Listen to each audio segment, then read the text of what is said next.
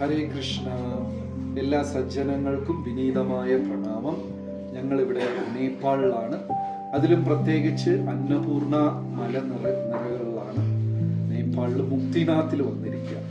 ഈ മുക്തിനാഥിൽ ഇന്ന് ഒരു 50 മീറ്റർ നടക്കുന്ന ദൂരത്ത് ശക്തിപീഠമുണ്ട്. ഒരു മഹാ അത്ഭുതമാണ് ഈ ശക്തിപീഠം. നമുക്ക് ഭാഗവതത്തിൽ ഇരുന്ന് അറിയാം, സതീദേവി ദേഹത്യാഗം ചെയ്തത് ദക്ഷയാഗ കഥയില്. അപ്പൊ ശിരസ് വന്ന് വീണ ഒരു സ്ഥലമാണ് ഇത്. ഇവിടെ ഒരു പാതാളമുണ്ട്. ഒരു അത്ഭുതം തന്നെയാണ്. എത്രയോ 1000 വർഷങ്ങളായിട്ട് ഈ പാതാളത്തിൽ ഇപ്പോഴും ഒരു ദീപം കത്തിക്കൊണ്ടിരിക്കുന്നു. ഇത് ആര് കത്തിച്ചു, ആര് തെളിയിച്ചു, എന്നാ ഏതാ ഒരു വിവരണവും ഇല്ല. പക്ഷേ ശാസ്ത്രജ്ഞന്മാർ പറയുന്നത് ഭൂമിയുടെ അടിയിലിരുന്ന് ഗ്യാസ് വരുന്നതായിട്ടും അങ്ങനെയൊക്കെ. പക്ഷേ ആത്മീകം വേറെ തന്നെയാണ്. എത്രയോ യുഗങ്ങളായി ഈ ദീപം ഇവിടെ കത്തിക്കൊണ്ടിരിക്കുന്നു. ഇതൊരു മഹാ അത്ഭുതമായ ശക്തിപീഠമാണ്. ഭക്തജനങ്ങൾക്കായി പ്രാർത്ഥിച്ചു കൊള്ളുന്നു. ഹരേ കൃഷ്ണ.